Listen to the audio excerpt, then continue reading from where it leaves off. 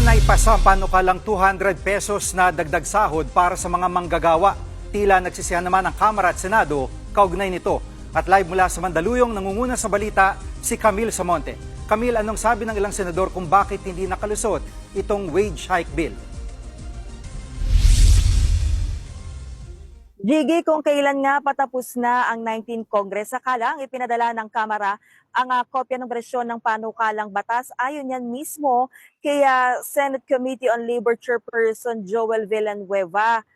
February 2024 pa lumusot sa Senado ang panukalang 100 pesos na legislated wage hike at kailangan pag-isahin ito sa bersyon ng Kamara na 500 ang panukalang aumento. Sabi naman ni Senator Mig Zubiri, tila pananabotahe ang ginawa ng Kamara dahil alam naman nila na malaki ang posibilidad na mavito lang ito ng presidente. Hindi raw kasi talaga kakayanin ng mga maliliit na negosyo ang 200 pesos. Kaya kung inadopt na lang daw sana ang bersyon ng Senado, kahit papaano ay nadagdagan ang sahod ng mga manggagawa.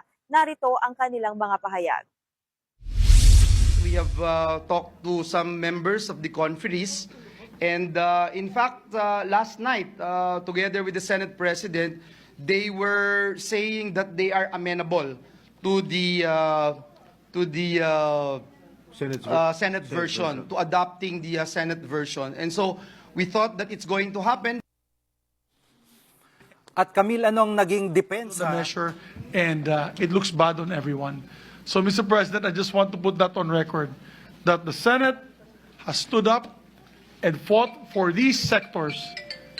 Unfortunately, our friends in the House have not been very accommodating on this issue.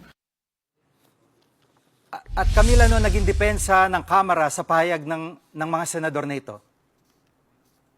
Buwelta nga ang Kamara at iginiit na gusto lang daw ng Senado na sumunod sila sa gusto nito. Ayon kay House Spokesperson Attorney Princess Abante, napataas nga raw ang kilay na kanila sanang contingent para sa Bicameral Conference Committee para ipagkasundo ang halaga ng aumento. Pakinggan natin ang kanyang pahayag. The Senate killed the 200 peso wage hike bill.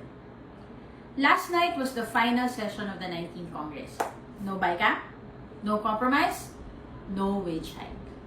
And the reason is simple. Ayaw ng Senado makipag-usap. Ang gusto nila, tanggapin na lang ng tao ang 100 pesos nila. Bakit? Bakit binabarya ng Senado ang mga manggagawa? At Camille, ano naging reaksyon ng mga labor groups tungkol sa bangayan na ito?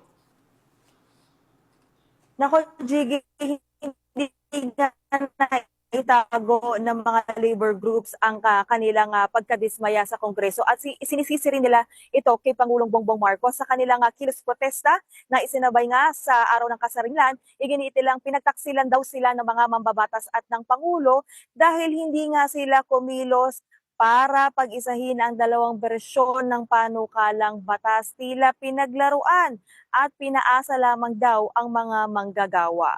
Gigi? Yan pong ulat ni Camille Samonte live mula sa Mandaluyong.